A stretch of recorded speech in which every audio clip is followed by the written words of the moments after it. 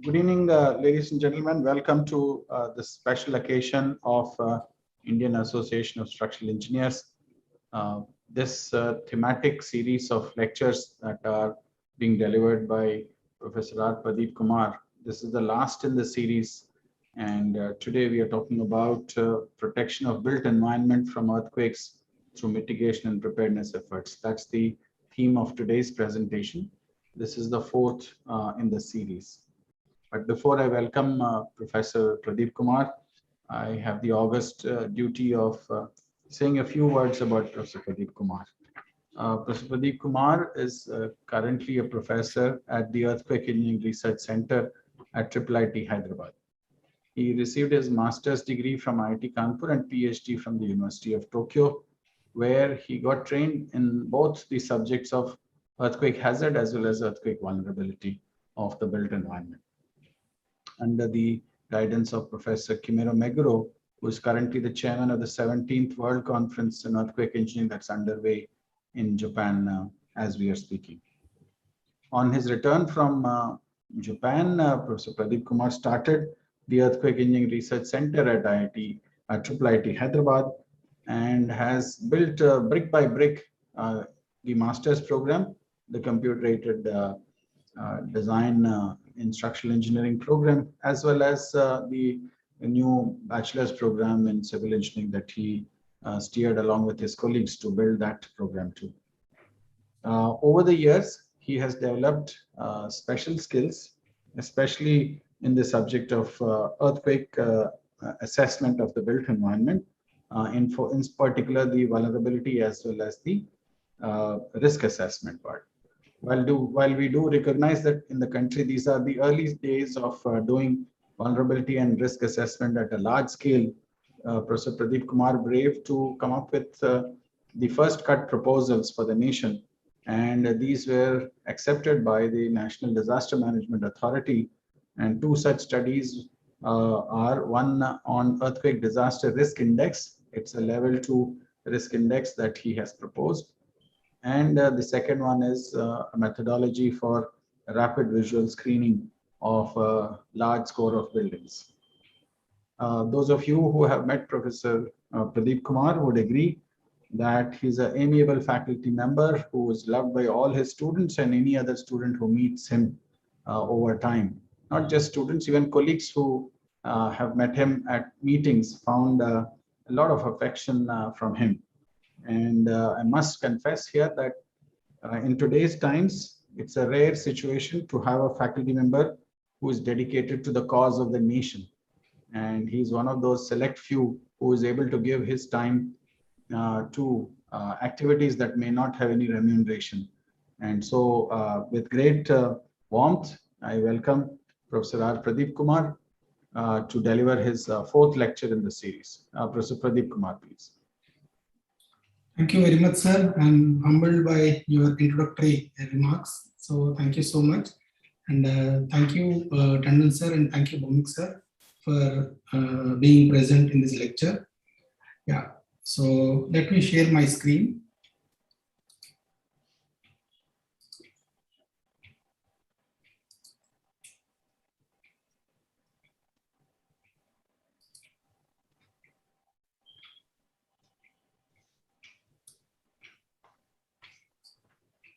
Is my screen visible? Yes. Yeah. So this is the fourth lecture in this series. So first two lectures, they were on tall buildings. One code provisions, and second lecture was focusing on geotechnical aspects. And third lecture was on earthquake disaster risk indexing. And now this is the fourth lecture, which is the last in the series.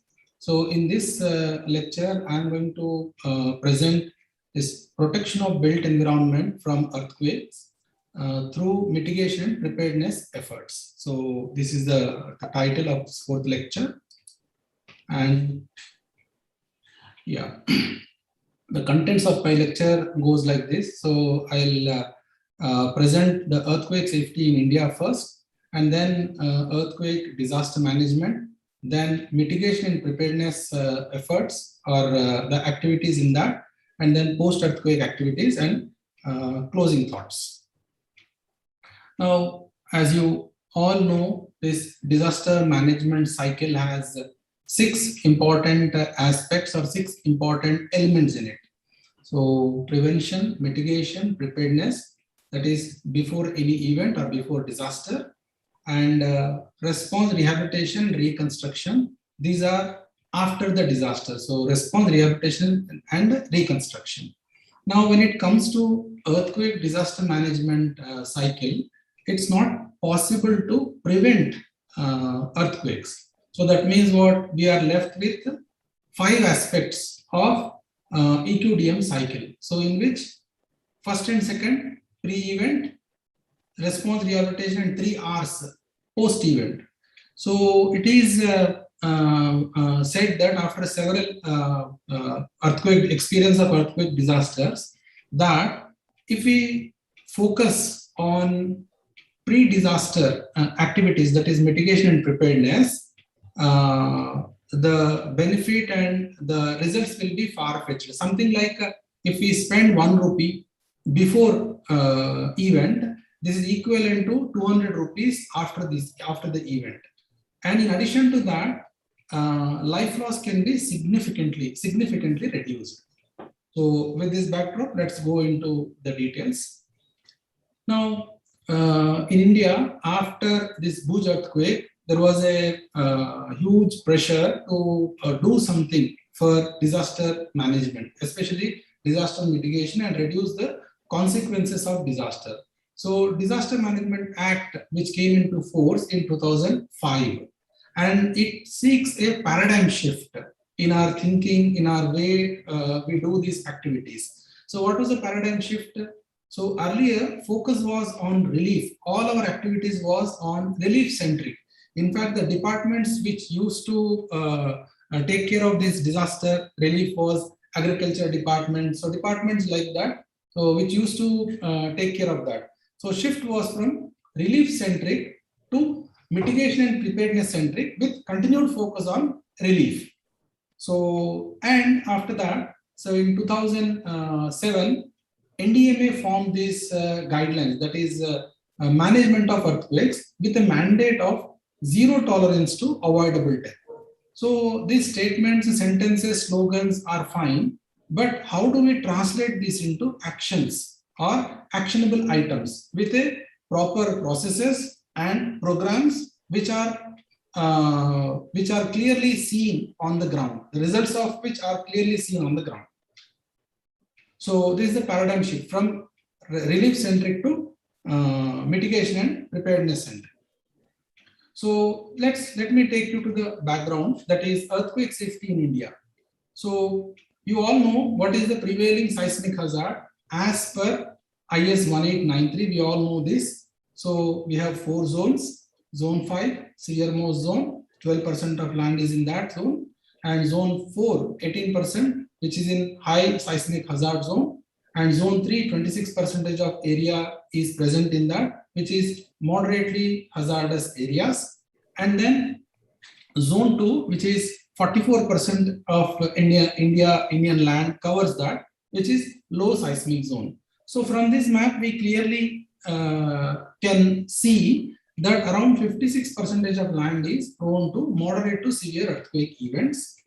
And if you look at the population distribution as per census 2011, we see that there are darker patches on the top, that is Indo-Gangetic plain, and at different locations.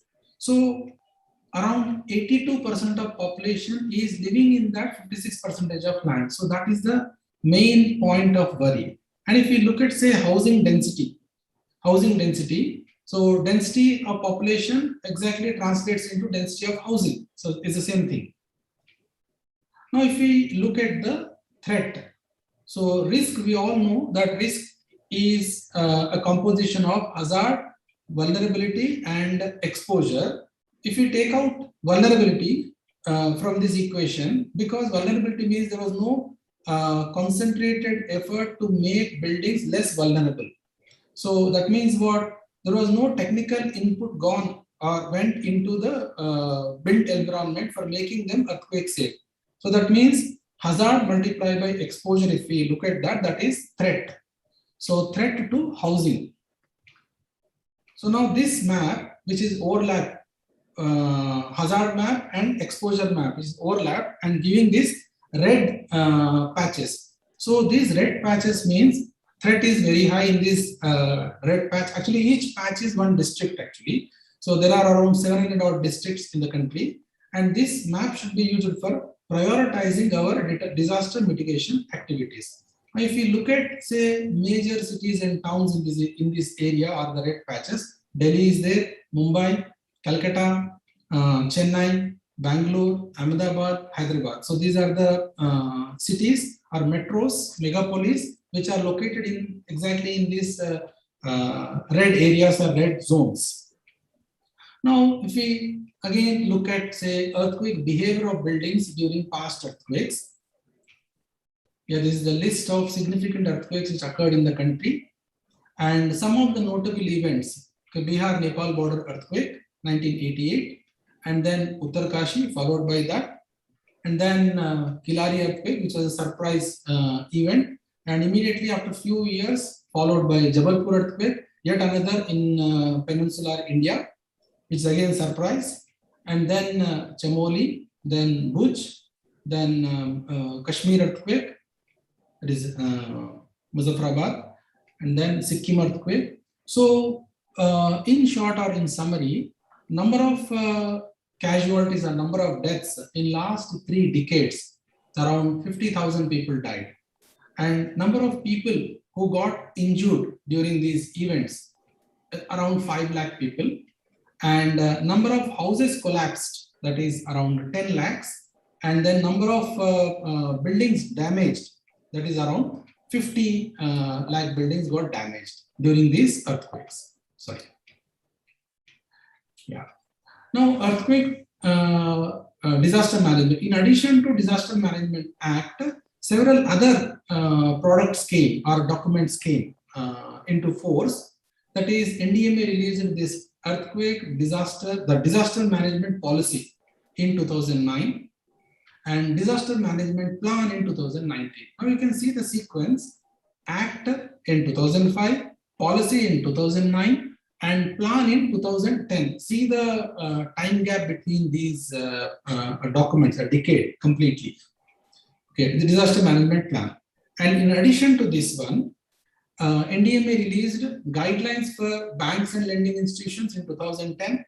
So to make loans contingent on compliance of disaster resilience standards, and then guidelines for retrofitting of deficient buildings in 2014, to make structures resist earthquake forces, and guidelines for hospitals in 2016, and again another document in the same year, guidelines for school safety in 2016.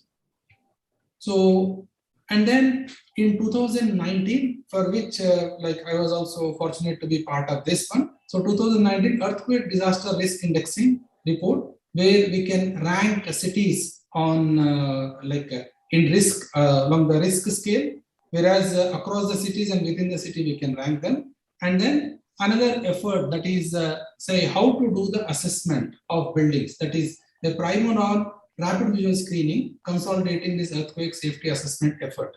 So these are all products which came out through NDMA efforts.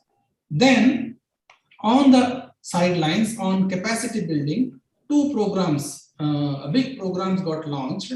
That is National Program on Capacity Building of Architects for Earthquake Risk Mitigation, and then National Program on Capacity Building of Engineers towards Earthquake Risk Mitigation. These are the 2. So the period during which these 2 programs were launched by Ministry of Home Affairs, that is 2004 and 2006.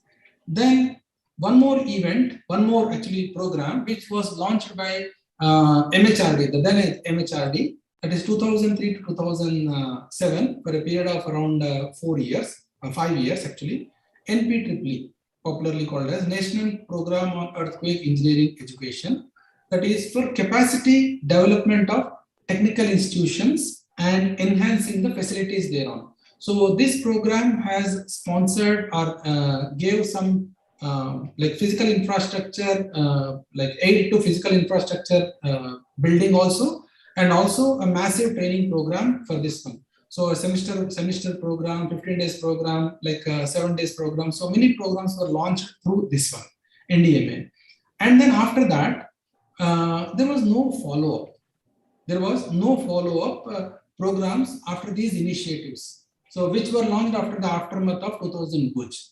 Then NDMA has launched another program. What is that? That is post-earthquake reconnaissance studies to document the perishable lessons immediately after the earthquakes. That means team of experts were sent to capture the perishable lessons. So 2011, after 2011 Sikkim earthquake, and 2013 Doda earthquake, and 2015 Nepal earthquake, and 2016 Manipur earthquake.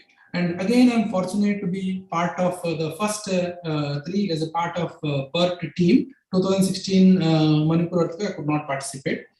And now, what has happened after all these things? So these are discrete products and discrete initiatives. So with these things, country could not able to, or people who participated in these events could not able to generate a momentum in the country. So that was a main issue. And then R&D institutes could not capitalize on this post-earthquake reconnaissance study to undertake the detailed research activities. So that could not happen. So now, like what has happened is that could not gather the momentum which is needed for putting like systems and processes in place. So that is the main issue. So with this all, what we can conclude is earthquake disaster mitigation in India is still at the starting point. So that means we are yet to start as a whole, as a country, like where 100 crore people are under moderate to severe earthquake threat. So we are still at a starting block. Now with this background, so what I would like to present is 5 actions, so which we all know, but these 5 actions, if these 5 actions actually interact with the same 5 actions. So that means what?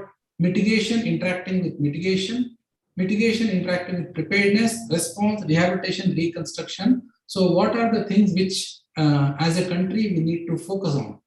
So first one is, what we need is like built environment restoration. This is at the level of reconstruction, which is one of the verticals of disaster, earthquake disaster management. And second is loss compensation. The third one is in situ constructions in the aftermath of disaster, or relocate the entire area. Like in Bhuj, there was one example. Some large portion of the area was relocated to some other area. Then reconstruction, should it be owner driven or contractor driven? And then permanent shelters. Livelihood restoration in the aftermath of earthquake. Then trauma counseling, because people who have lost their near and dear, there will be definitely traumatic.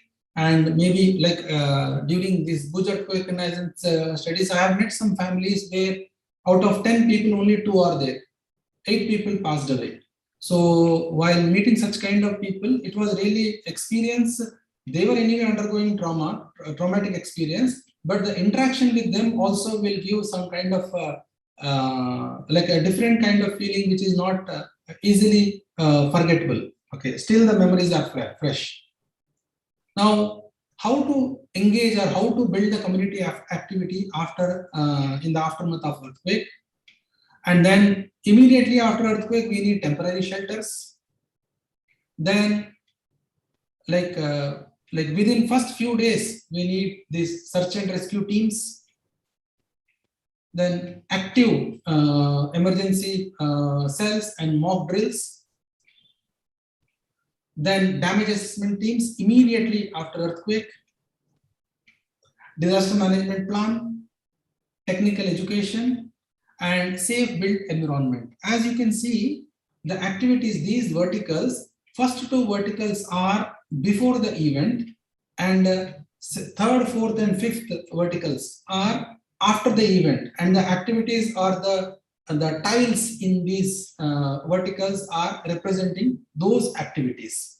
Okay. Now, these 5 activities, actually each one has like nearly 15 activities in each. In mitigation has 15 activities, preparedness has 15 activities, response, rehabilitation, and reconstruction has 15 activities each. So total put together is 75 activities are there in entire disaster management cycle, out of which 10 activities I am going to discuss in detail and 15 activities in brief. So first, let us focus on 5 actions for disaster mitigation. So disaster mitigation hinges on these 5 activities. One is typology, that is building typologies. Second one is safety of these building typologies, education towards making these building typologies safe, and policies required to make these building typologies safe, and the practices required to make these building typologies safe. So these are all what do you call individual verticals or sub verticals in this one mitigation vertical. Now let's look at that. So typology, education, safety, and practice and policy. If these are interacting with the other four activities, so what are the products which are coming out? Now, first, what we need is a Structural Safety Act. Second is risk indexing. These are policy matters. Then third one is peer review system, licensing of engineers, and change in bylaws. Then safety standards, undertaking of retrofitting activities, continuing education, that is in terms of practice, and then skilled artisans. Full-scale testing is required to establish that this typology, this particular typology is safe. Then new technologies, like outlaw the unsafe technologies and like bring new technologies which are safe. Then technical education, manuals for good practice, and document typologies. Now, like what I would like to discuss today is the 5 diagonal items. Okay, I'll throw some light on each one of these items. Let's look at first one is documentation of building typologies in the country. So India has about 30 broad typologies. So this was brought out from first census of the country. And then now if you can look at say BMPPC Atlas, Vulnerability Atlas, we clearly see that these around 30 building typologies are documented in that. And names are mentioned in that. Technical documentation is not there. It is based on the material use or based on the walling and roof and floor systems. Now there are many subtypologies. Now if we add subtypologies to these broad typologies, we have nearly 200 typologies all put together. Now in these typologies, some of them are safe, some of them are unsafe. Now safe typologies, they are traditional typologies built over the Himalayas, and they were safe from centuries. Then we need to study these typologies quantitatively and by conducting full-scale experimental tests. Because of all the academic experience our like premier academic institutions have, like maybe this can be shared by some institutions, like maybe 3-4 typologies, depending on where the academic institutions or R&D institutions are located. They can take up that kind of typology and study, and additions, deletions can be taken, can be made, and say to the country that this typology is good in this region. So documentation of these typologies is critical. It will help in understanding what their earthquake resistance and options for retrofitting of existing structures and improvements which are needed to make these buildings earthquake resistant. Now, a glimpse of housing stock in the country, and just over 3 decades, I would like you to see this one. Like largely, we have what do you call mud, like non-engineered structures are many actually. Engineered structures are very less. So usually engineering input has gone into concrete structure to large extent, and like brick masonry structures to some extent. But all that put together, engineering expertise went into maybe maximum, not more than 10%. 10% is also on the higher side. That means what? 90% of the buildings are like non-engineered kind of buildings. So this is the picture in 2001 census, and this is the data in 2011 census. So numbers are changing slightly, but still large amount of buildings are being constructed in the country without any engineering input. And these buildings, as I told you, like 4 out of 5 are in earthquake prone regions, that is moderate to severe earthquake prone regions. Then coming to long-term program for setting standards. So now what we need is the standards have to be set for each building typology, and for that we need technical education. Now, technical education pertaining to earthquake safety is a serious concern in the country. So if we look at that, currently there are only 7 government colleges in Gujarat which have mandatory earthquake safety topics in curriculum, in civil engineering curriculum. And as you know, 82% of people are living in earthquake prone areas, but at PG level, in some of the institutions, this is optional, and in some of the institutions, this is compulsory. And this is required not only in civil engineering curriculum, it is required, this mandatory earthquake engineering aspects are required in architecture education also. Then coming to full-scale testing on these typologies. So this earthquake resistant construction do undergo damage when shaken by earthquakes.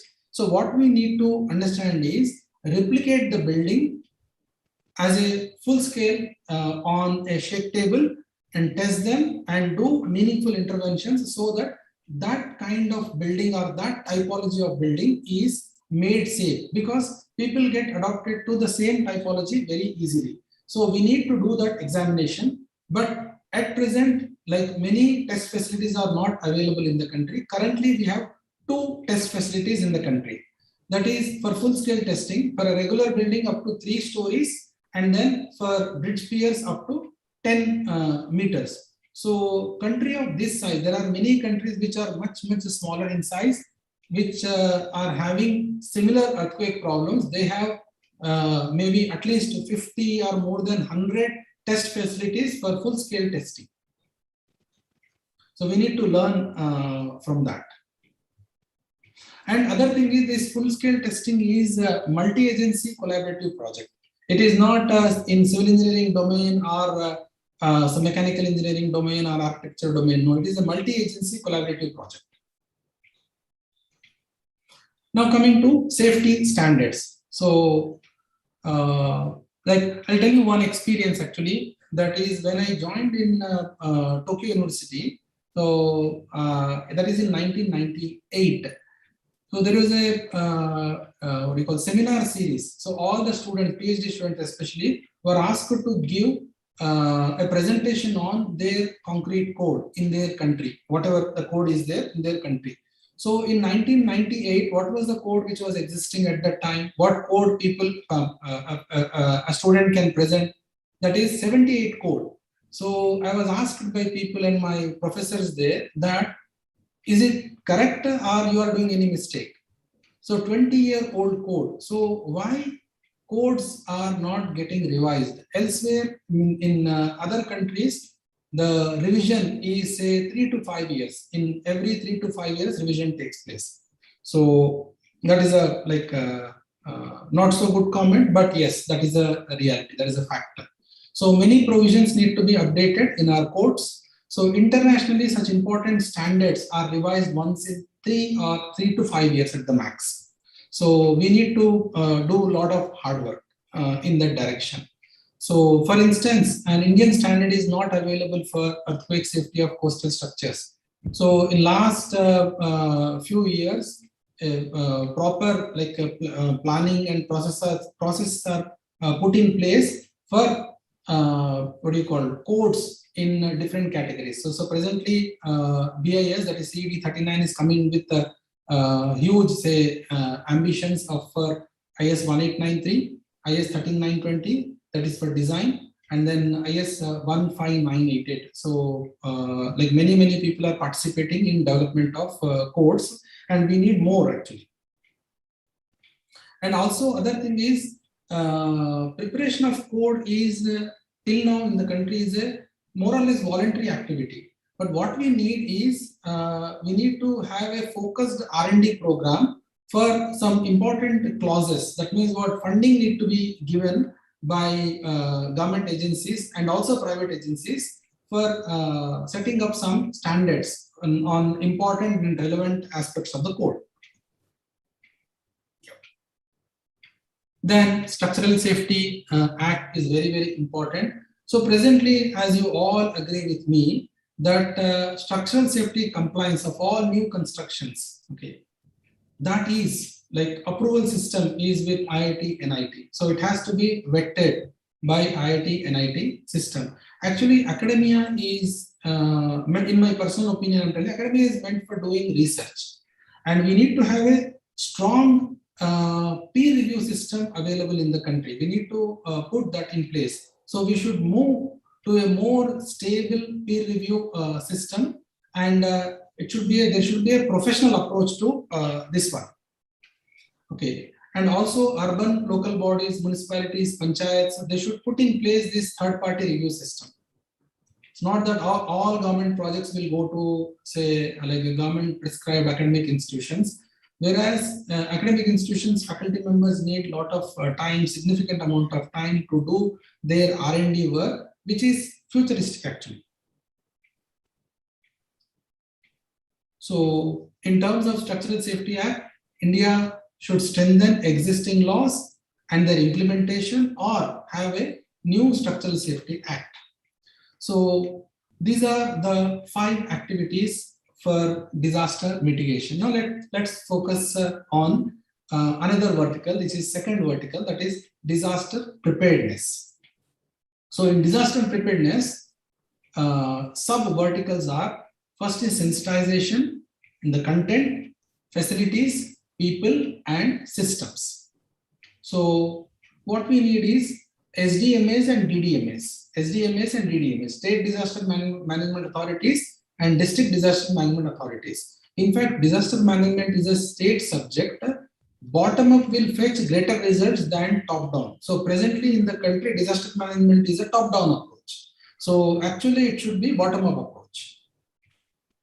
Now chain of command or line of command, and then like stockpile of facilities, and then public awareness is required in terms of sensitization and systems, and sensitization and systems of policymakers.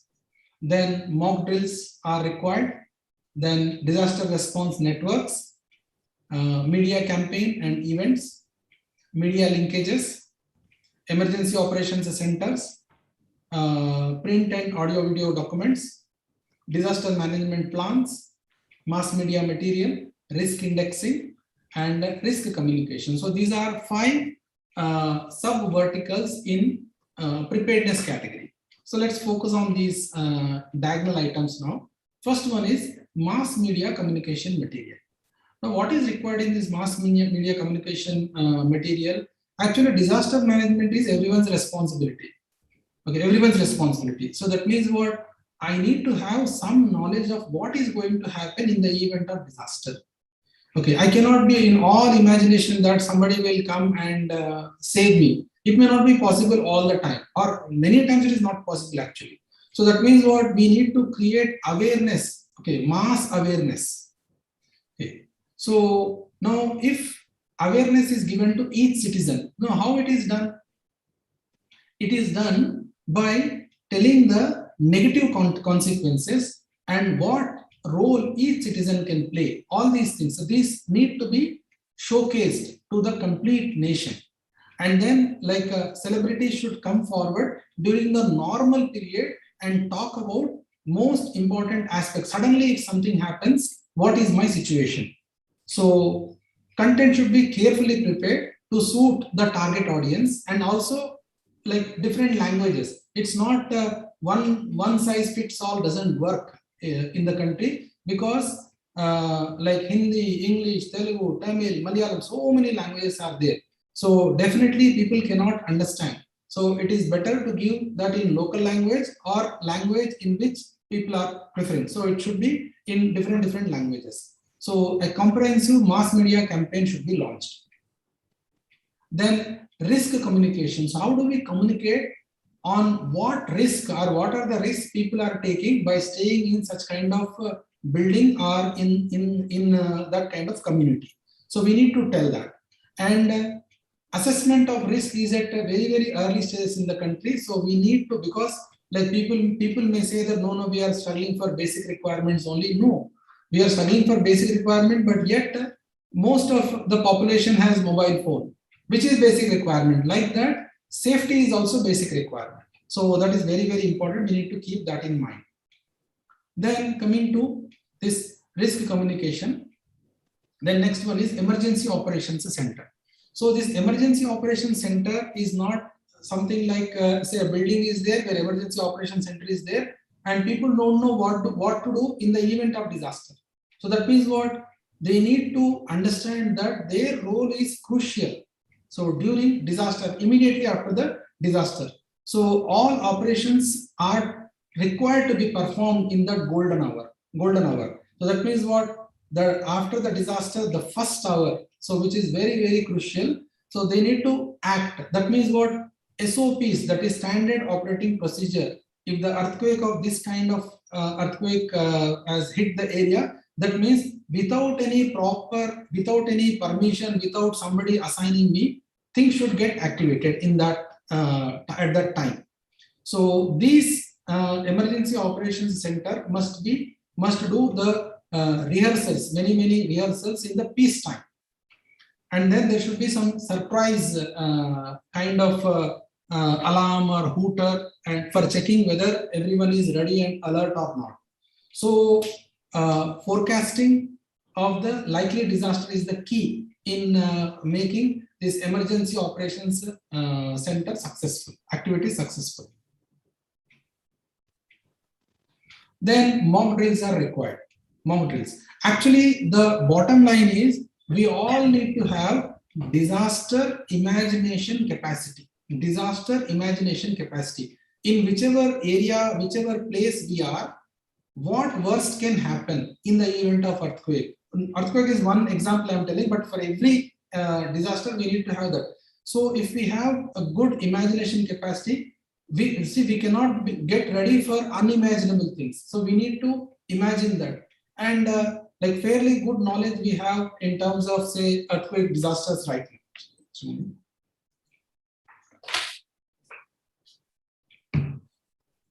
So mock drills. So mock drills are to be conducted at regular intervals, maybe once in a year, once in 6 months. So whatever, it depends on which region we are. So in all academic institutions. So if you do in academic institution, what will happen? We are preparing next generation to tackle disaster in a proper manner in housing colonies and in offices. So these are the three places where we can do these mock drills. Now, disaster management, mock drill, this is centerpiece actually. Because if people can manage on their own, number of people to be managed by this emergency and other government mechanisms will come down significantly. So this is something like an empowerment kind of thing. Okay. And also if we have good disaster imagination capacity, reaction time will be very small. So that means quickly we can act on that. Then active SDMS and DDMS, active SDMS and DDMS. Now, here you can see that during the initial period of Corona, you all must will agree with me that center was very active. Center was very active. We can clear example. Then slowly it got shifted to states.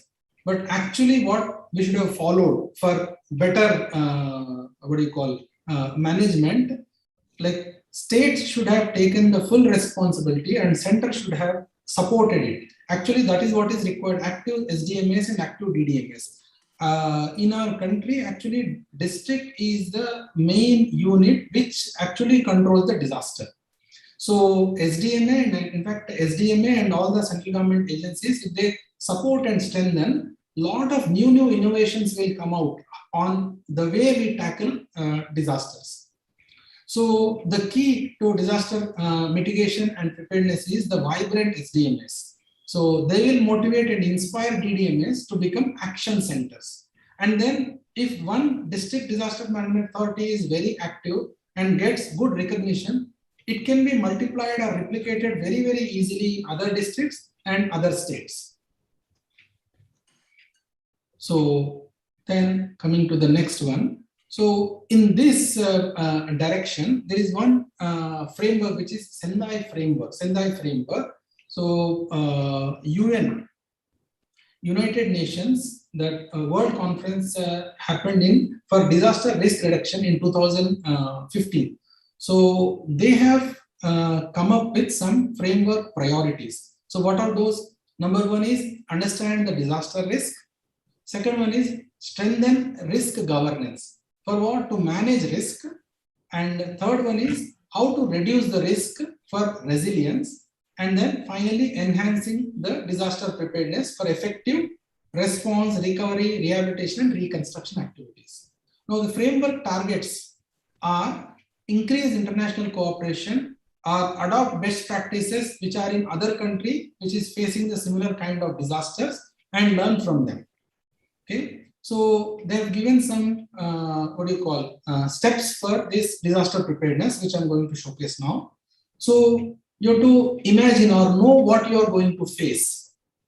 Now these are the glimpses from real disaster situation. Now if you are outside the building, in many cities and metropolitan areas, like cities, like many buildings are, say, glass facade is there. So in the event of earthquake, that entire glass facade will fall. And if you are in office setup, you can see that if that is a bookshelf. And in the picture, you please try to observe the direction of earthquake shaking. In which direction earthquake has shaken the building? Only predominantly in one direction. Other direction, books are still standing there. Then next in office. One is outside the building. Second in office. And third in home. Now these are the predominant location where we will be in during the disaster. Now this is the situation. So we need to understand that the moment disaster strike or the moment earthquake strikes, that will be the situation. Now during that, we need to act, or we should not be in that kind of situation. For that, we need to do something before the disaster itself. It is not that some solution is going to fall from top. So we all need to understand. And especially people in academic institutions, research institutions, and also people responsible for building planning and building construction should keep these things in mind. Then the second one is learn how to evacuate from where you are. So that means what? We must be knowing the evacuation routes, okay, from like wherever we are. So we are in a, say, a mall or a shopping complex or in some big building or maybe any institution, how to go out in the case of disaster. So whether exit marks are clearly displayed or not, all these things we need to keep in mind. Then the next one is know how you will reconnect with people who matter to you. So it's not that when immediately after the disaster, we should keep worrying about whether Amazon Prime will work or Netflix will be streamed or not. The first and primary thing is how you will connect with your family members and roommates. So if you are staying, like say outside, but in family, how you will connect. So that means what? So we need to give some information. Actually, what happens is any area which is hit by earthquake or any disaster, in survey it is found that incoming calls will be large in number. So in some advanced countries, what they do is outgoing call is available, incoming calls are restricted. Because incoming calls, if there are too many, then the lines will be jammed. So outgoing calls are available. So that means what? You call somebody and tell that person who is outside this disaster area that you are safe. It is that person's duty to communicate to all your relatives. So if something happens in some city, you can imagine how many calls will come to that area. Then if you are caught away from home, what you need to do? So no panic, that kind of stuff. Then have a kit. So basic stuff. So at least in say zone 5 areas, zone 4 areas, this kind of basic information should be given. Then another important thing is we need to keep in mind people who need attention, that is special attention. So that is also important. Kids, infants, people with disabilities, seniors, all, they need this kind of help. Then another very important thing. We see some red color cylinder in many office buildings, many government buildings, many school buildings. Okay, almost everywhere it is there. And I'm sure more than 95% of people don't know how to operate it. So my suggestion is before it gets expired, because you have to refill it every 2-3 years. So before it gets expired, ask people to use it and learn. You learn once, you can use it for all the time. Anytime you can use it. This is very important, like a skill one can have.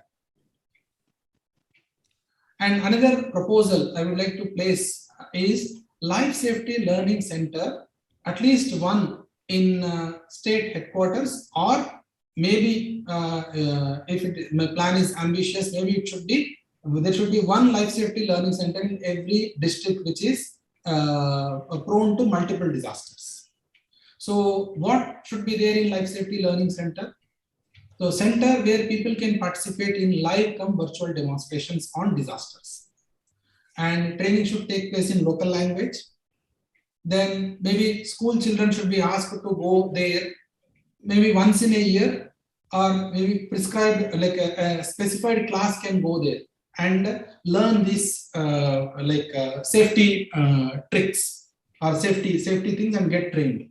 So what are the benefits? Society will be disaster prepared, and then it will enhance teaching on this disaster. It will be made very easy. Some examples I'll give you. We can have fully virtual simulations, because fire disaster you cannot conduct experiments. Some semi-virtual simulations we can conduct where human intervention is there, or humans beings can interact, and then real-time simulations using sensor technologies, and robotic simulations for emergency rescue operations. So these are the categories in which we can develop these technologies. So India is equipped with all these things, and such kind of centers are available in different countries. So we need to learn these things and make these centers available in the country. So something like, say, during disaster, what will happen in real life situation? So some examples, say this is a building and furniture is kept. So if it is 2-story building, if it is 5-story building, if the same furniture is there in different floors, if that is shaken, if the building is shaken, what is going to happen in which floor and at what point of time? As you can see the last picture here, so furniture has fallen down. So people may get severely injured, as I've shown earlier in the photographs. Then other thing is evacuation. So if you are caught in a cinema theater or a big convention center, so here 3,000 people are there. So what is the objective or the target? We want safe minimum evacuation time. So safety margin is what? Available evacuation time minus required evacuation time.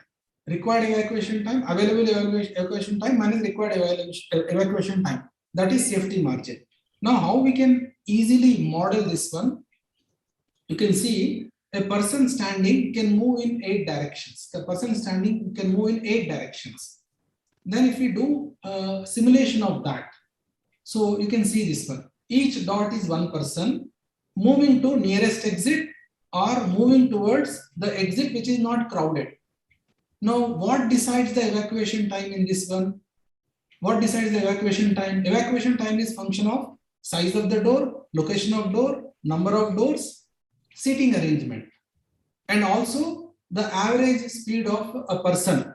And we can do this, say, because we have a lot of video cameras, surveillance cameras. You can capture this one from any shopping complex or cinema theater. What is the average speed of the person? And then devise such kind of things. Okay, so this is like 4 cases of seating arrangement and how the evacuation time is changing because of the seating arrangement. So status and need, we need technologies. So most of these technologies are already available in different parts of the world, but they are not suitable for Indian conditions. So we need to adopt them or devise new technologies for the country and go forward. So this is really doable in next 3 to 5 years. Will is required. Okay, now coming to response. So these are 5 sub-verticals: systems, emergency response, logistics, medical response, community response. So if each one is interacting with the rest of the sub-verticals, so what is the first thing is in community and community, that is golden hour response. Second one is self-help groups. And third one is NGO coordination center, community responders, information dissemination centers, triage, equipment and manpower, paramedics, infrastructure, civil supplies, ICS, incident command systems, SOPs, standard operating procedures, search and rescue teams, disaster response force, and then emergency operations center. Now these things, I'll go through these things very quickly. Now first is emergency operations center. So in emergency operations center, these rehearsals on DM preparedness should be done periodically so that the reaction time is very low. The moment disaster strikes or earthquake occurs, these EOCs should be operational. Okay. They should run immediately. They should start and run immediately. Then second one is search and rescue. So saving people who are trapped under the rubble of the collapsed building is not an ordinary activity. It is a scientific activity actually, because you cannot touch any damaged building without having knowledge of how it will respond the moment you remove one element. Maybe our intervention will cause more damage and people who are trapped will die there. So search and rescue is a scientific activity. So what these SR teams should know, they should not have knowledge of structural engineering, orthopedics, robotics. All this knowledge is required to those people. And they should know when they should intervene and when they should access through robots. So well-trained SDRFs will be of very high value. So we need to have that. And then civil supplies. Now in civil supplies, earthquakes can actually, they severely impair the transportation system.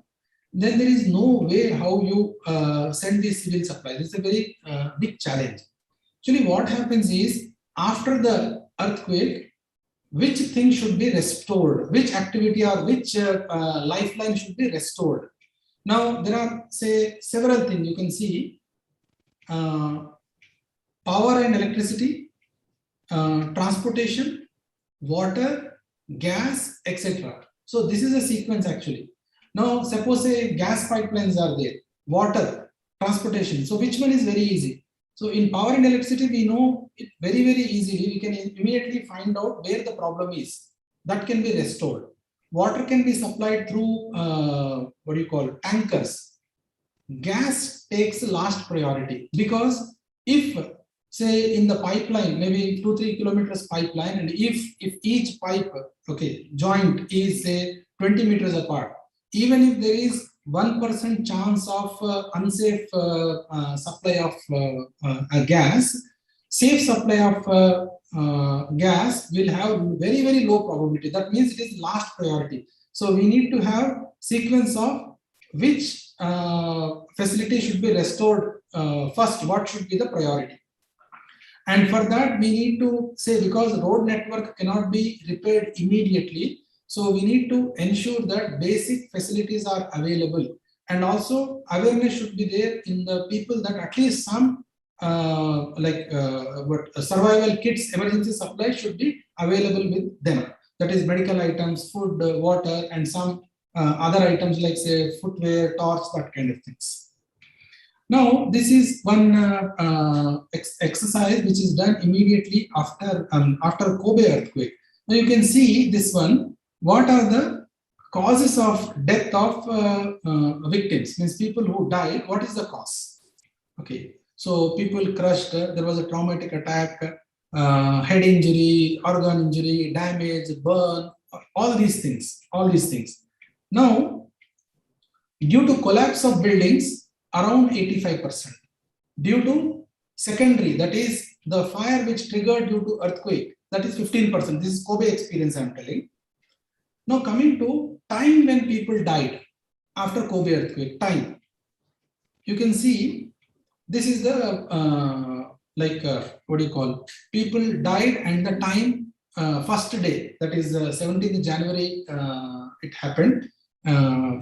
Like 17th January at 6 a.m. In fact, it's 5:40 a.m. By 6 a.m., number of people died was 80%.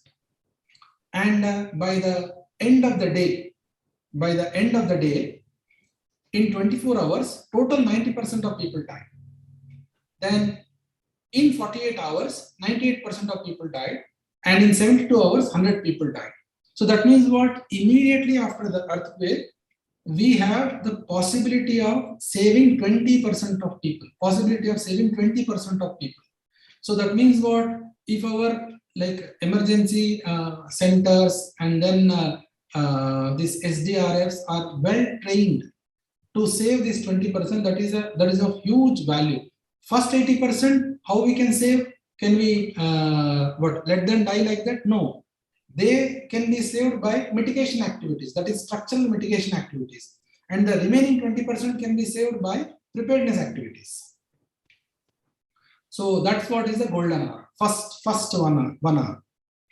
So generally 72 hours after earthquake is crucial. So that means 3 days. As you can see, within 3 days, number of people who were hit by earthquake died. So 20% of population, the people who died can be saved after that event. That means after structural collapse, that many people can be saved actually. So the chances of survival can be increased substantially if injured people are reported or brought to the location at appropriate time, and timely support can be given to them. Then next one is the triage. So this triage with injured patients at emergency at a hospital. Now prioritizing what is the decision, means under which condition they are in. So cardiac problem is there, orthopedic pre-medical history of patient is required to take the first decision. Now this is vital. Now actually in recent last 2 years, we have already seen that kind of thing. Like patients went to hospital and then what is the main problem to them was decided and then sent to the appropriate ward or appropriate location. So this emergency base of hospital should have practice triage in their normal function. So they should practice this one so that they are raising to the occasion under the emergency. Then next one is rehabilitation. Rehabilitation has 5 sub-verticals.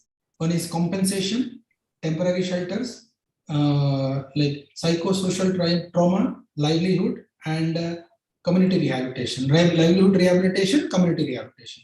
So first thing is what we need to bring in place or put in place immediately after the earthquake is restore or bring back the social activities.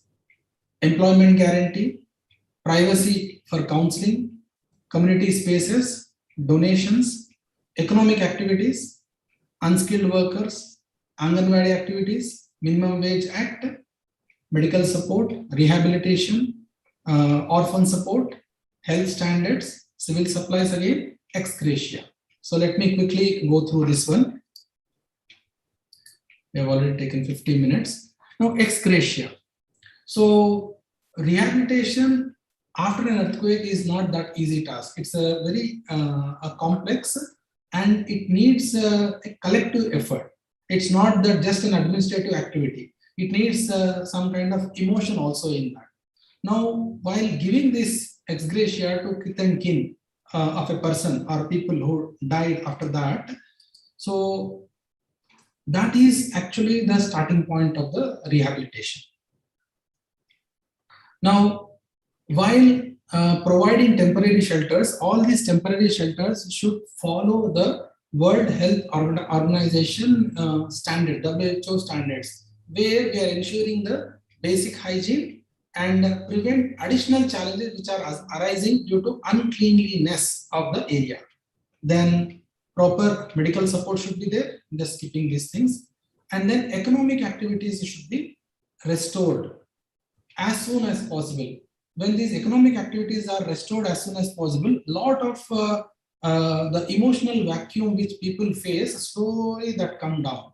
And then whatever is remaining, that can be removed by social activities, fun activities, and NGOs who are specialized in that kind of activities should be employed to engage people in social activities. And the last one is reconstruction activities. So these are 5 sub-verticals. So we need safe type designs and compensation for reconstruction, and reconstruction owner-driven or contractor-driven, reconstruction at sites in situ, that means exactly construct this in the same area or go to a new area, and then permanent shelter. So first is compensation. This is very important. Immediately after the earthquake, compensation is not the easy task. Now, how the compensation is decided? What is the compensation? What should be the compensation? So we need proper damage assessment teams who are well trained, and they should be aware of small nitty-gritty details. If their evaluation is going wrong, what are the implications of that? So person who has to get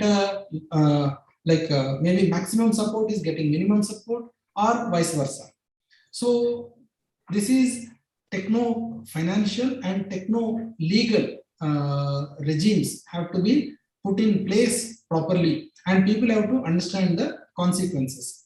So compensation should be paid only after formal certification of damage assessment teams, and these damage assessment teams have to be certified, not suddenly some say like a 4th year BTech graduate is taking part in that, and then assessing the building that this is fully damaged, partially damaged, this much compensation has to be given.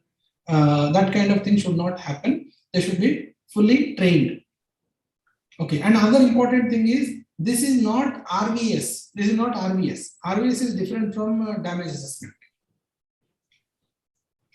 Then safe type designs. So in every area, we need to identify what are the best, means good buildings which are earthquake resistant in the area.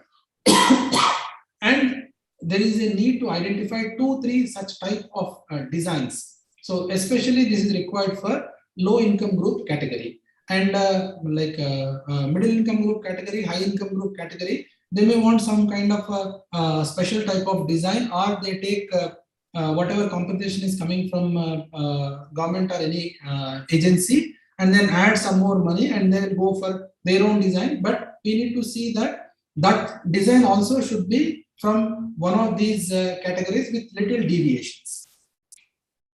Then next one is contractor driven or owner driven reconstruction activities.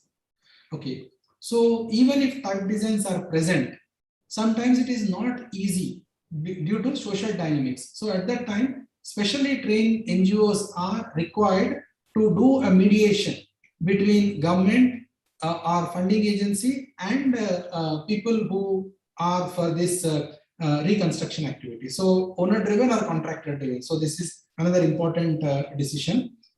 And again, sites, new site or in situ. So if in situ is not, means the original site is not a good place where liquefaction might take place, or say landslide, that kind of thing, it is better to relocate the place to a new site which is more stable. Then finally coming to permanent shelter. So even with the above four that crucial issues sorted out, the permanent shelter should be a proper guided process, and the construction management group is needed to keep track of the progress and complete the work in time, because of lot of other issues. Okay, political issues also will get involved in such kind of things, because mass construction activity for permanent shelters. Now coming to short-term implications or short-term activities. So 5 things which are required. One is need bold leadership. Second is establish a strong regulatory mechanism. Then third one is undertake selective earthquake retrofit projects. And fourth one is launch model district program. And fifth one is document lessons from earthquakes. So simple. Need bold leadership. That is what, like we have currently low motivation and limited resources. So we need to jump from that and embark on modest starts. So even if we have, say, imperfect solutions, it is better to start action. So other important thing is they shed this centralized generic solution for states and districts and towns. Adopt decentralization, that is DDMA, strengthen local governance with technical and financial support from center.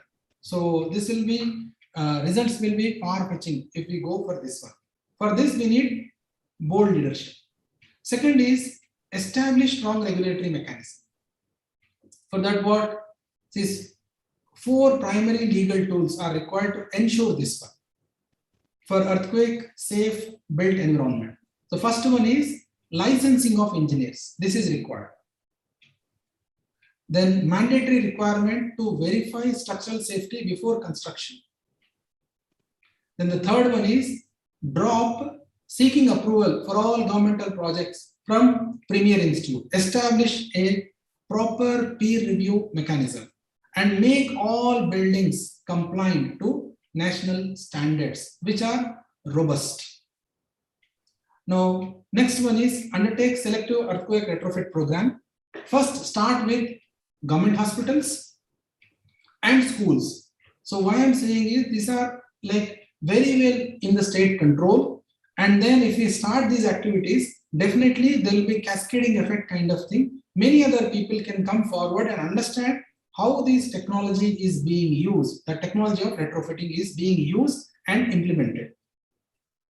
And also prepare comprehensive plan for promoting systematic like retrofitting of all housing typologies. Now it should be something like a incentive kind of scheme should be there for retrofitting the buildings. Then launch model district program. As I said earlier, this is a district map of the country. So we have 700 districts in the country. So take one district in that and then chalk out a plan, like a crisp 1 year plan. That one district safe from earthquake disasters. So begin with that, with all the available practices. No need to do R&D for that. Just implement all the available best practices in that one district, and then from there take those lessons, improve upon them, and go to remaining districts. So the goal of this earthquake disaster risk mitigation project, that all new buildings should be earthquake resistant. Sorry. And document the lessons learned from earthquakes. That is, post-earthquake reconnaissance surveys should be conducted, but this is a multidisciplinary activity. So what to do to capture the perishable lessons in the aftermath of earthquakes. And then such teams should be dispatched immediately after the event, and they should be told that they should not interfere or disturb the emergency response work. And then once the emergency is over in that area, send a younger competent damage assessment teams to gather more details. So which are preliminary details are identified during this PERT teams. So now finally I'm coming to the closing thoughts. 3 reasons for collapse and damage to buildings. First reason is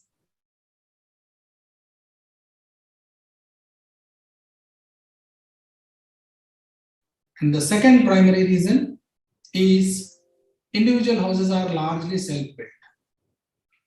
And third reason is lack of awareness of earthquake standards for design and construction.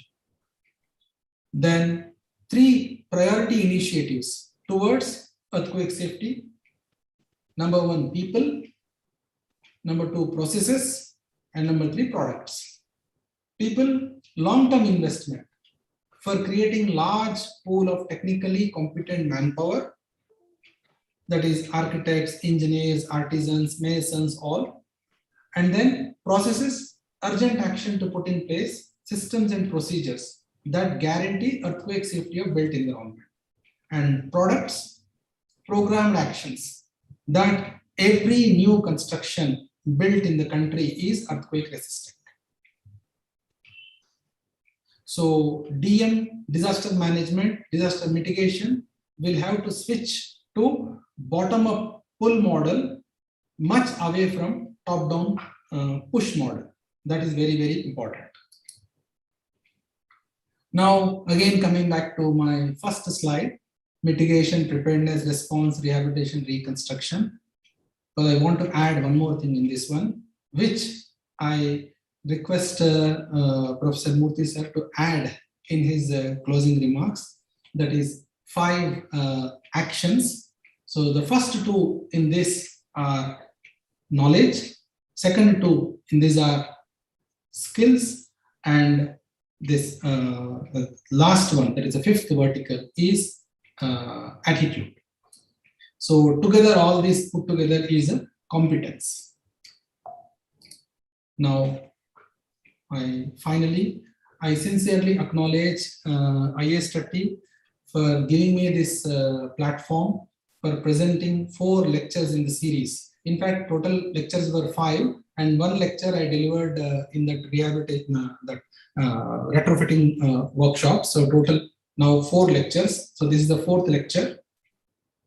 And I sincerely acknowledge CVR Murthy sir, because he is the co-author of the paper based on which this presentation is made, and all my research students for supplying the research work for this presentation, and finally internet for nice pictures and graphics which I've taken from that, and then finally thank you everyone. Thank you. Sir, over to you. Yeah, thank you, Professor Pradeep.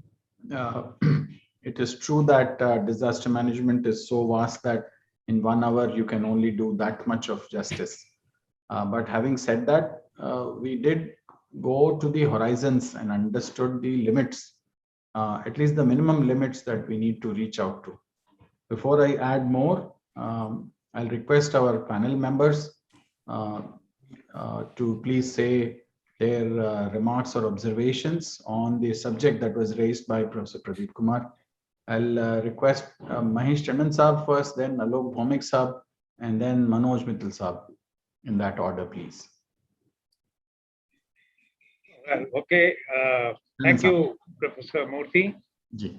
I think today we saw Professor Pradeep Kumar 4.0. The first 3 we have already seen.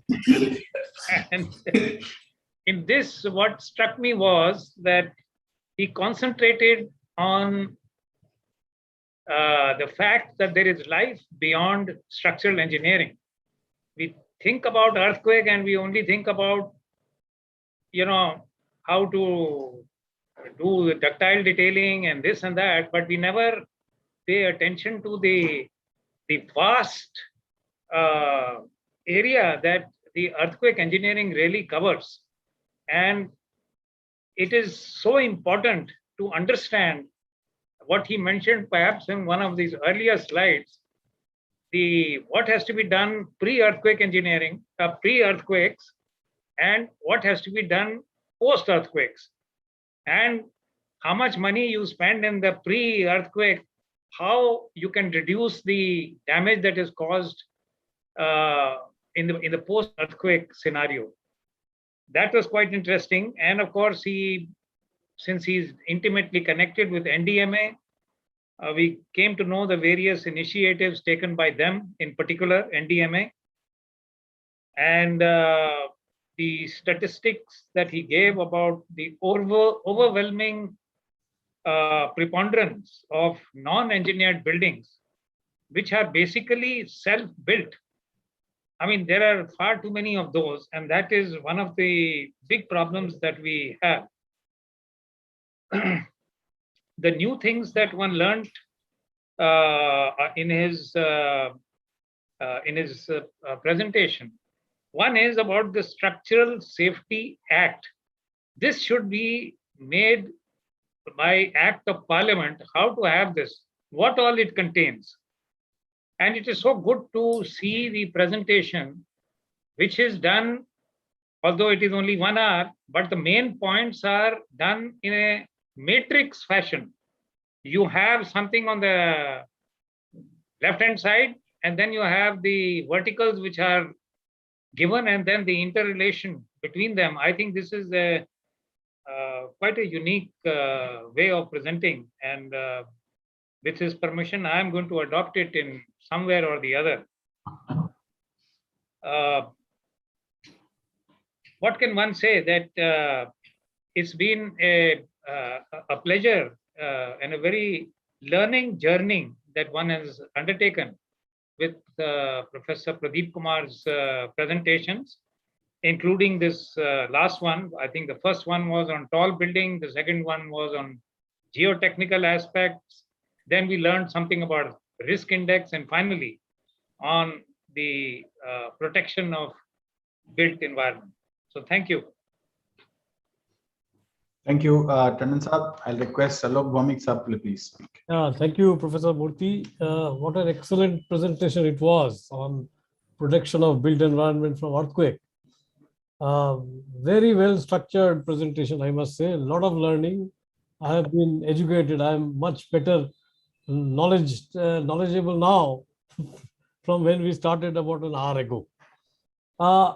Actually, considering the fact that we have so many non-engineered buildings, particularly in the earthquake-prone areas, in the northern belt, in the these present scenario, it has huge increased vulnerability in earthquake, and therefore I think the topic which Professor Pradeep has chosen to disseminate is absolutely relevant. It is no different in terms of importance compared to climate change. I mean, I would say that both are emergent situation, like climate change is an emergency situation. Reducing the earthquake vulnerability and protection of the built environment is an emergency situation. And industry needs to change gear if we want to really address the issue. And as Professor Pradeep in his lecture very clearly mentioned, it is no longer simply a structural engineering or civil engineering issue. It is a multidisciplinary issue where all the stakeholders, be them the government, the institutions, the academic institutions, or the professional associations like ours, or the practicing structural engineers and the construction industry, they all have to really change the gear to address this emergency. And I think we must leverage all the drivers for change, and this requires leadership. And I think there is an opportunity in this crisis, and this leadership should be, I really look forward to professional associations or somebody to really take this leadership on and sort of be the catalyst to this change. Thank you. Thank you. Thank you, Bhamik Saab. I'll request Manoj Vittal Saab to please come in. Thank you, Dr. Murthy. It was really very fascinating and interesting lecture, like all previous lectures by Professor Pradeep Kumar. So, yes, I wanted to, actually, I missed 15-20 minutes of lecture because I was not there. So, as I understand, I think this lecture was based on a research paper authored by Dr. Pradeep. I think so. What is the status of this framework actually? Whether this has been presented to the government or it is based on NDMA or something, that is I'm not clear. That you can clarify later also, but I will. But anyway, whatever it is a very good framework. You covered so many points.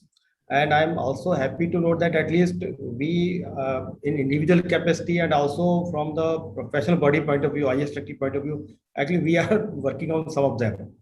We are working on like continuing education, and also some points we are actually already doing. And but this is a very nobody can disagree with this thing actually.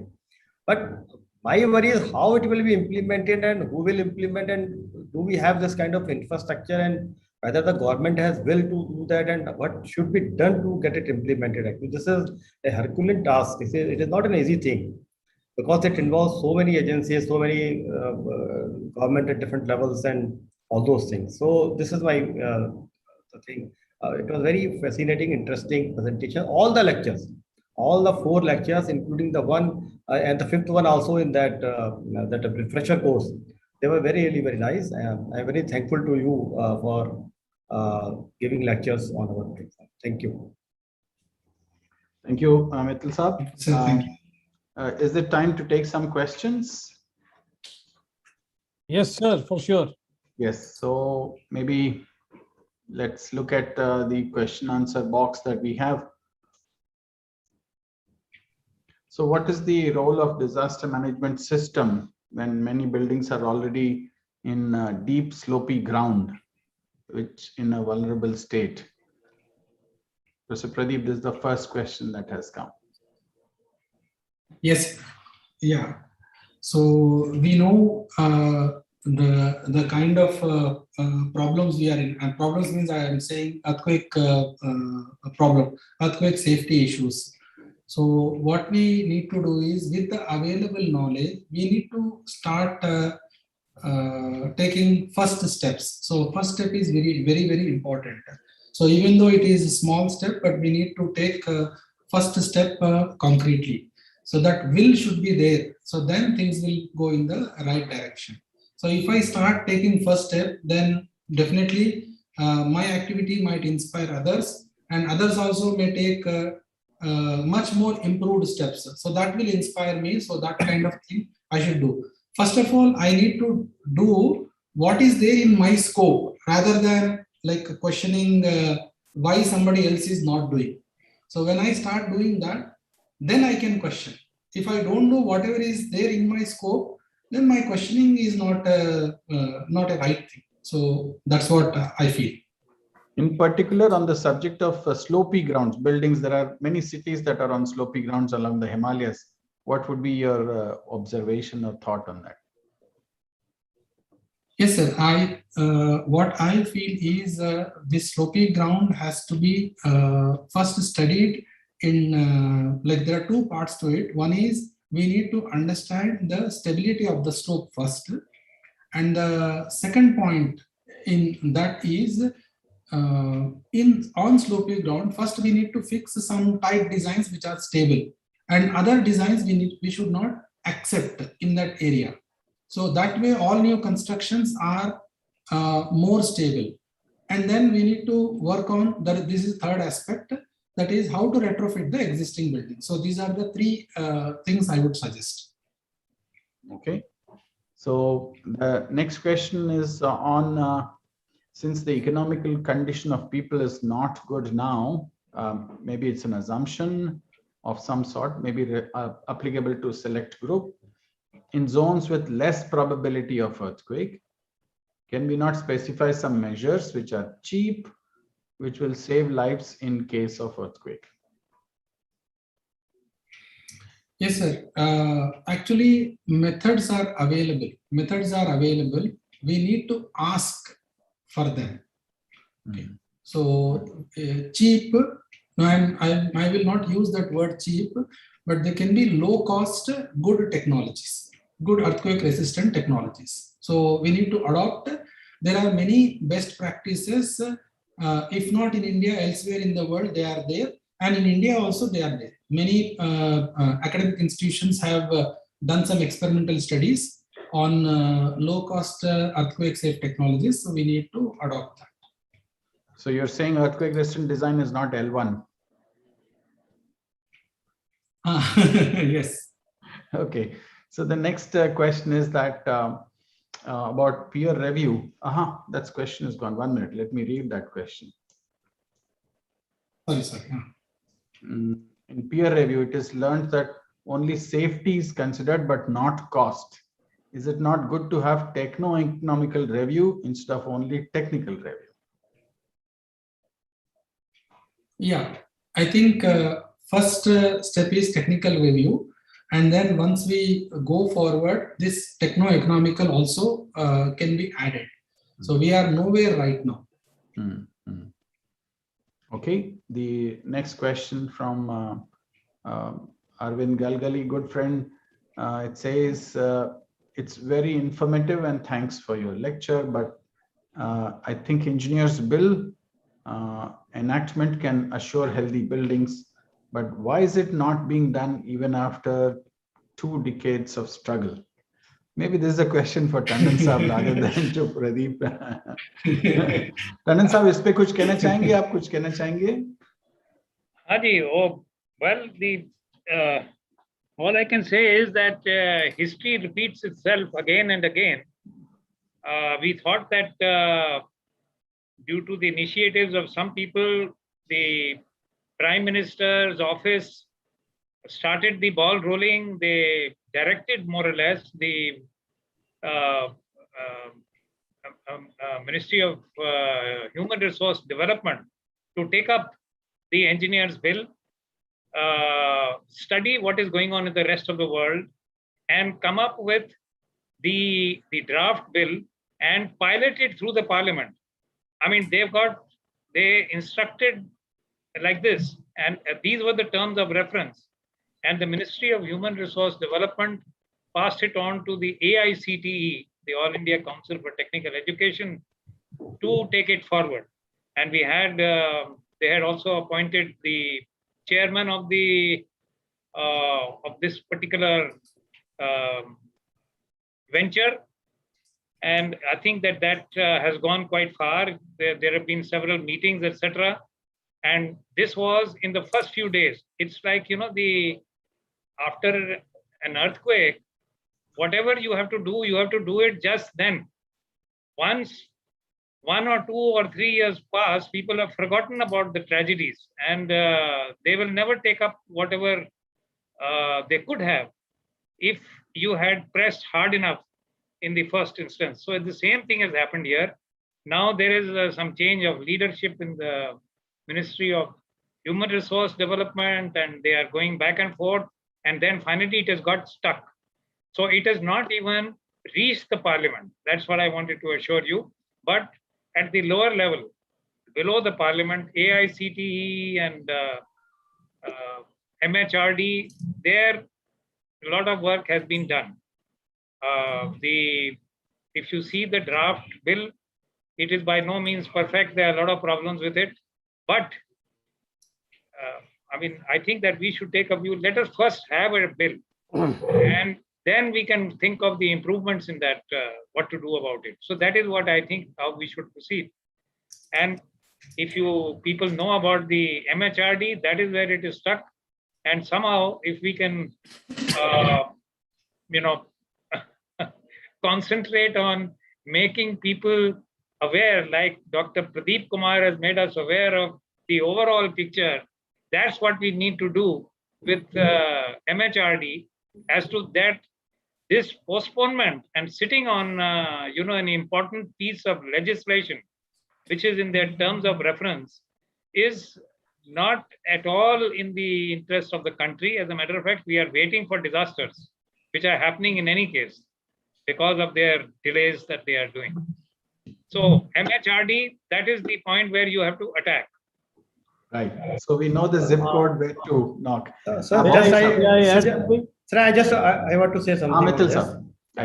See, I agree with Tandon Saab that bill, though it will take time, I think, but it is important. But I also feel that bill alone will not solve the problem. Yes, it is very important step. It should be done.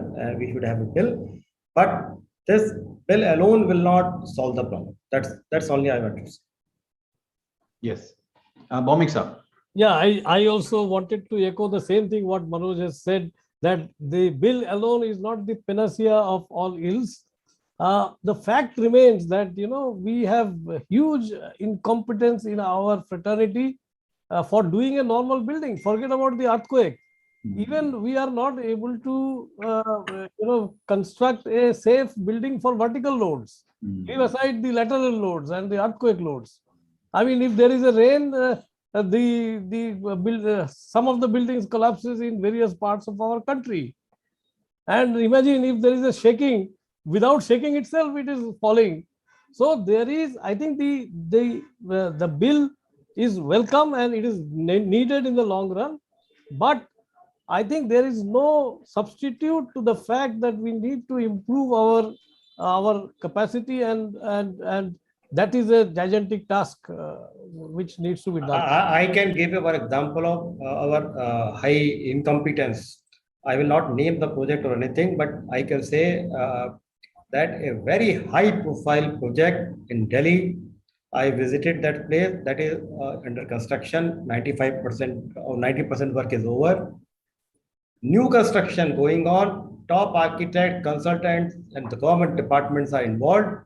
And still, there was a lot of structural issues, lot of water seepage, there were so many issues were there. And now these are being rectified. The lot of epoxy grouting and lot of jacketing, lot of this and that thing, those things are being done.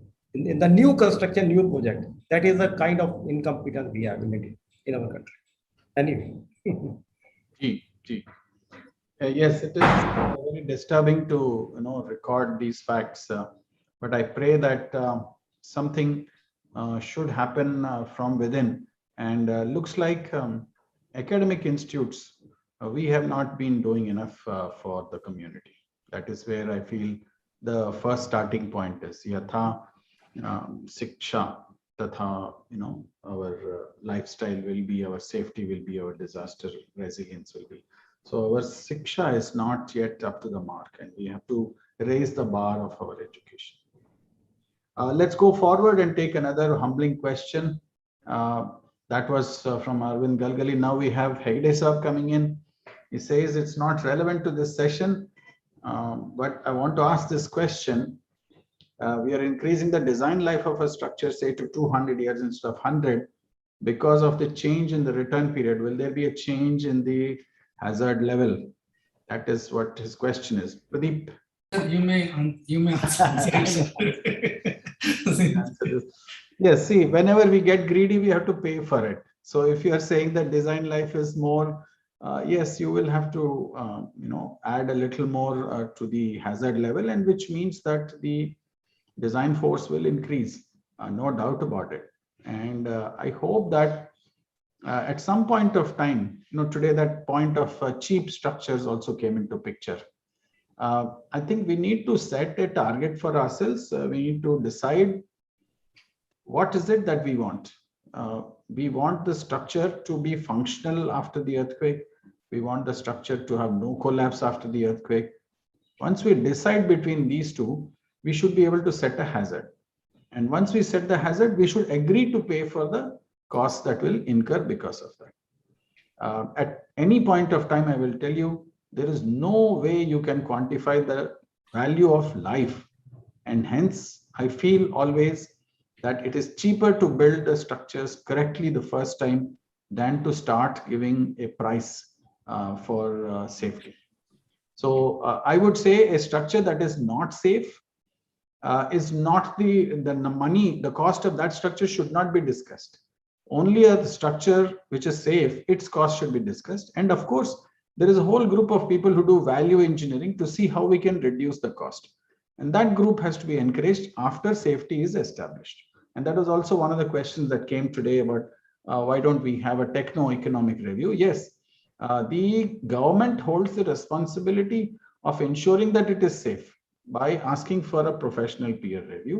But then the owner and the buyer should actually participate in making sure it's also reasonably economical.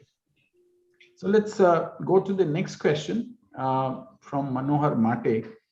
He says, what is the present status of Structural Safety Act? Pradeep. So in some form it is there, but it is not there in this form, in this avatar. If you read all the laws together simultaneously, they are asking for the same. But however, there are nuances and details, and that is why this act is required separately. It is currently not in force, but I pray that we will build momentum in trying to write such a draft bill here so that people will understand what is Structural Safety Act. This is something that we need to do.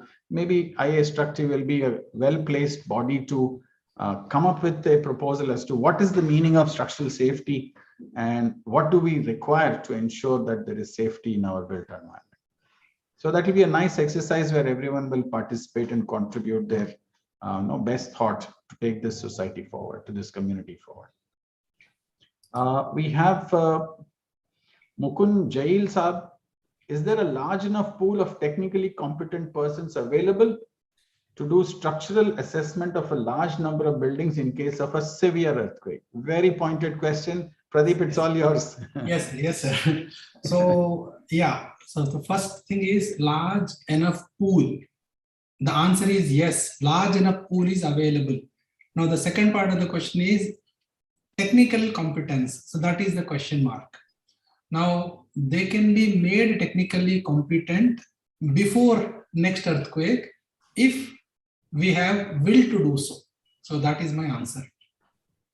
And if you have the documents or methods of assessing the structures, the technical assessment of the structures established and agreed upon before the earthquake, because what has happened is that there are different groups that went to Gujarat and they did their assessment based on their own understanding and they came up with different results, of course. And this is where we need to stand together and come up with a methodology for assessing the damaged structures. And this is what the NDMA had started in trying to come up with a pre-earthquake and post-earthquake assessment of buildings. And that was a short form wherein the post-earthquake was largely to identify whether the building can be occupied. That was the intent there, just 1 point agenda. Can you allow the people to occupy the building? And that was the form that was prepared for post-earthquake. And pre-earthquake is not to decide on an individual structure, but to come up with statistics on what will be the likely losses should there be an event in a large populated area. Okay. Over, sir. Okay, that seems to be the end of the questions on the question answer box. If there are closing thoughts from all our colleagues, I'll start in the reverse order. Manoj Mittal Saab first, the president of the IA Structure, please. Again, I would like to thank Professor Pradeep, Professor Murthy for this wonderful session. And panel discussion was also good, and we answered all the questions. So ultimately, as I understand, actually, just Dr. Pradeep, you have not answered my question. Actually, sir. Sorry. So, my question was, what is the status of your framework, whatever you presented, whether this is some, Okay. that was my question now, if you remember now. Okay, so I think in closing remark, Professor Murthy will answer that. I will add. Oh, okay. Oh, then at the end, I just want to thank everyone. Thank you. Okay, and Okay. Yeah. So, Professor- yeah. So my closing remark would be that there is a need for us to take leadership. We need to form some kind of a front runner group because this is a multidisciplinary activity, and I think it is an opportunity in crisis to show leadership, to form a front runner group, and to work towards protection of our built environment. Okay, thank you, Bhomik Saab. Tandon Saab. Well, to my mind, so this is maybe a little lighter, in a lighter vein, although the subject is not by any means. In one of the presentations which were made by somebody from Roorkee in the other just concluded webinar series was about the hillside, and he showed what is happening in Himachal Pradesh, various hillside slopes, etc., with so many cheek by jowl kind of a thing. I mean, buildings are there completely, and there is no place where you can see the hillside anymore. It's just buildings after buildings after buildings, all from top to bottom. And he made a remark that the safe slope should be about 30 degrees.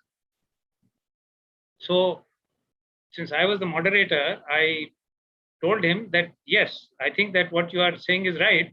And that is what was the case in the hills, in whatever pictures that were shown, because it is 30 degrees from the vertical. That's the only difference. But 30 degrees at least is there. So I think that unless what Mr. Mittal and Mr. Bhomik mentioned about, unless we have a competence built up in our own engineering fraternity, these things will keep on happening. I mean, we will not be able to do very much in ensuring what Dr. Pradeep Kumar is trying to envisage, that is towards disaster resilient India. If that is really our dream, then the first thing is to build up the competence of our engineers. And it is, of course, it has to start with the education, but that is only the first point. The second thing is that once they come into the practice, there also they have to have a lot of learning to do. And that is where the associations like IAS Shakti can play a major role. And I think unless we concentrate on these issues, it is right. I mean, engineers bill bringing it in is not going to really make buildings less vulnerable to earthquakes, but it is a starting point. And there should at least, like one of the slides of Professor Pradeep Kumar, I would like to say that you have a licensed engineer, firstly. And there should be a proper licensing policy, procedures, etc., which are done. And that, I think, unless there is something like that which we do, that is the job of the engineers bill. Licensing of engineers is one of the major activities that they have to do. And building up competence to get there. If you see anywhere else in the world, it is not easy to get licensed to be a structural engineer. As a matter of fact, in the US, every state has got a licensure, a licensee. That means that if you have a license to design buildings in New York, you can't do so in Florida or something like that. Each state has got its own examination. That is how seriously they take the structural engineering part of as far as licensing is concerned. So I think that both these things are important. The engineers bill, yes, that will put a stamp of the parliament on it, and it will have some meaning.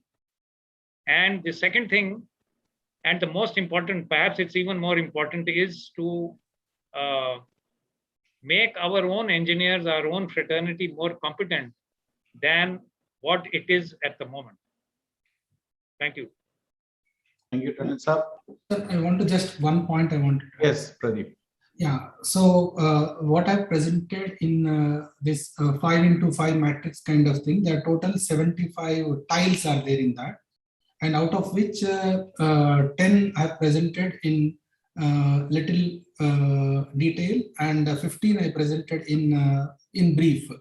But total 75 tiles, the main objective is one has to select the tile to which they primarily belong to, and spend some 10-20 years in that to reach a national level expertise.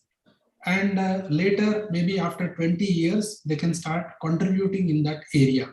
So that way, we will be able to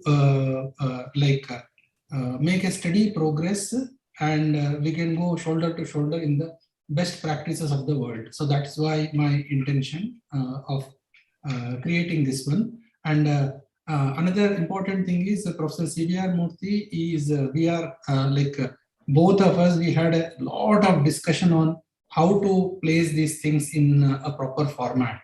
So he is equally with me on the paper. Actually, Professor Murthy is a co-author of that paper. Sir, now over to you. So from the partner in crime, let me answer Mithil Saab's question first. Mithil Saab, Government of India had commissioned the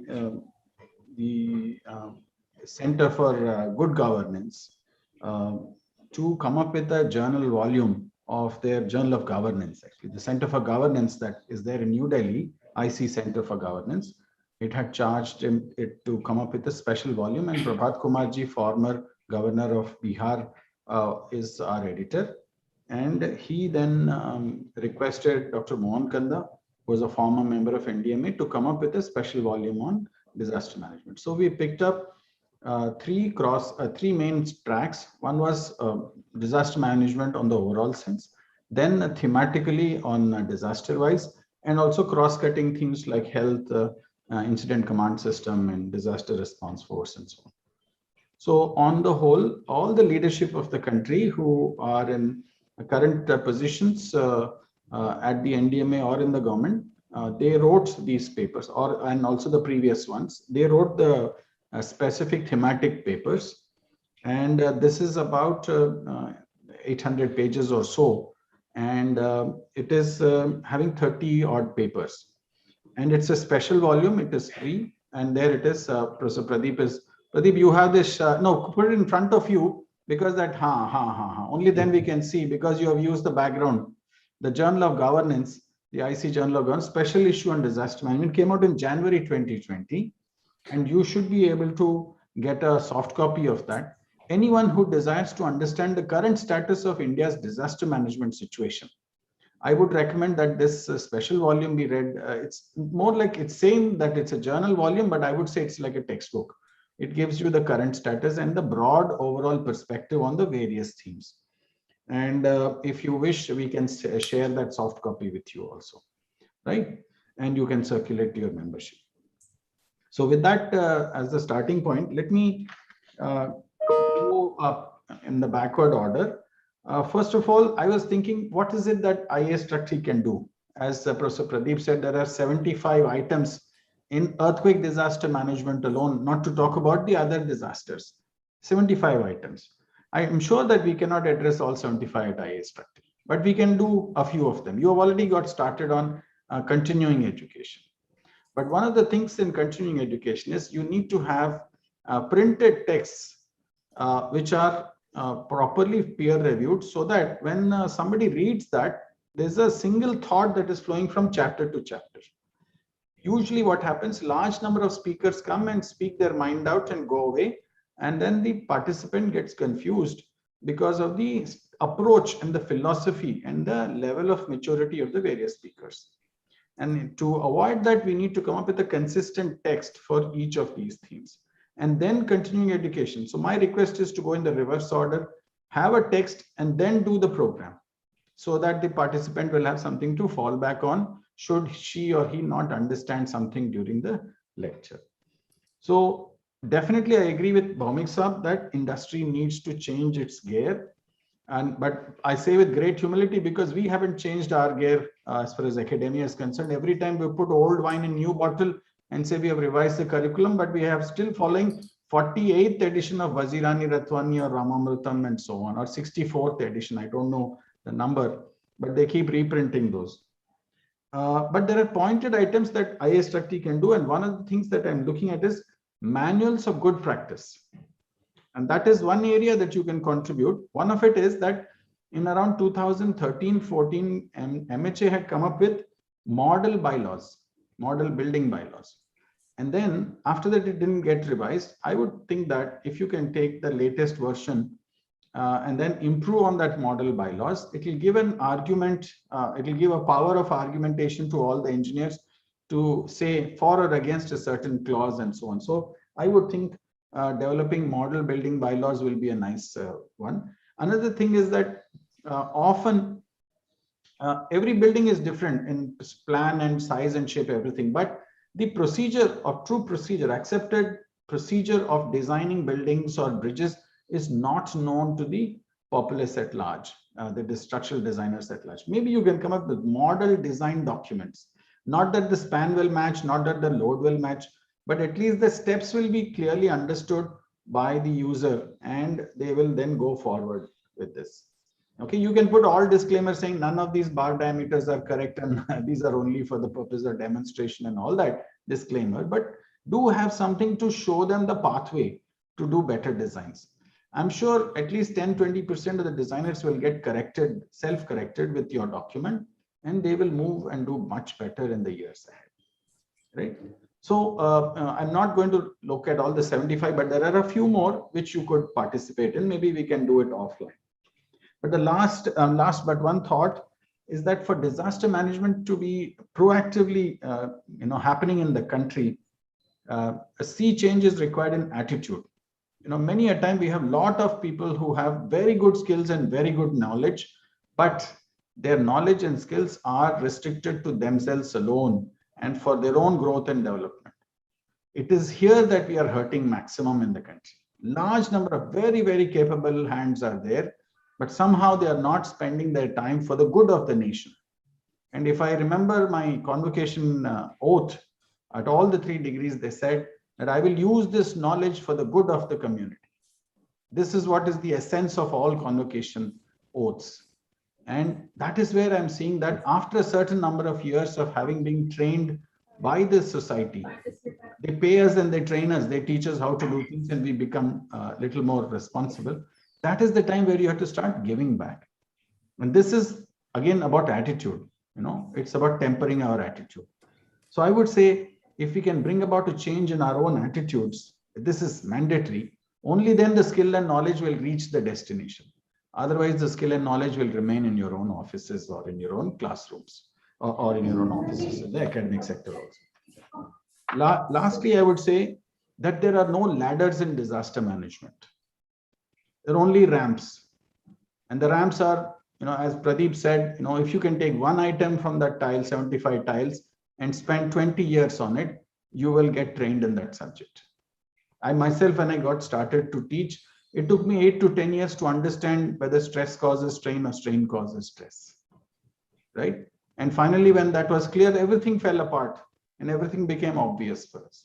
It takes that much time. There's a need for patience. You need to plan for a lifetime rather than sunrise to sunset, right? It is true that we live from sunrise to sunset, but under the big plan. Every day has to be optimized, but this whole life also has to become made meaningful, actually. And that is where I would say, immensely hurt. But I would say this is where the game is, that technical education has to take a new avatar. Otherwise, this pain will continue in the country. Like, for example, somebody said, where are the people like who can do assessment of a building? Again, all roads lead to Rome. Every question finally filters down to technical education, right? And that is where a major change is required. That's where realism is required in classrooms today. And I'm hoping that if there are teachers who are listening to this presentations of IAS Shakti by various authors, I would say this is one takeaway for all the teachers, that we need to have a new way of looking at our own life as a teacher in the technical education system. With that humility, I will thank IAS Shakti for inviting me today and stay with you and hear Pradeep Kumarji, as well as understand from Tandon Saab, Mithil Saab and Bhaumik Saab the realities of life that they are facing, because their chests are to the bullets of doing safety and giving safety to the people at large. Thank you once again. And I pray that in the years to come, IAS Shakti will go from strength to strength and bring more valuable programs for the listeners and the viewers. Thank you so much. Thank you. Thank you. Thank Thank you, you. Professor Thank you so Murthy. much. Thank you, sir. Thank you.